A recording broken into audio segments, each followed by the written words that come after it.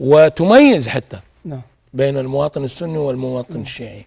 والشيعي له يعني له حظوة يعني نعم. ويعامل باحترام أكثر من نعم. تعاملهم مع المواطن السني نعم. الذي يلقى بالسجن نعم. لعشرات السنين دون محاكمة نعم. ودون محامي ودون ولي أمر ودون حكم، هكذا يلقى. نعم. بينما الشيعي يلقى في السجون، ثم تتحرك المنظمات التي تطالب بالإفراج عنه ويفرج عنه ولا طول من الفرقة. الإرادة ماكو. نعم. إرادة ماكو. يعني أنت تقعد مع حتى حكام دول مجلس التعاون الخليجي، نعم. تكلم معاهم إنه يعني الحل هو الكونفدرالية. نعم. فتقعد يقول تشرح له وتشرح له وتشرح له وتشرح له، ثم ينتهي الجلسة معاه إنه خير.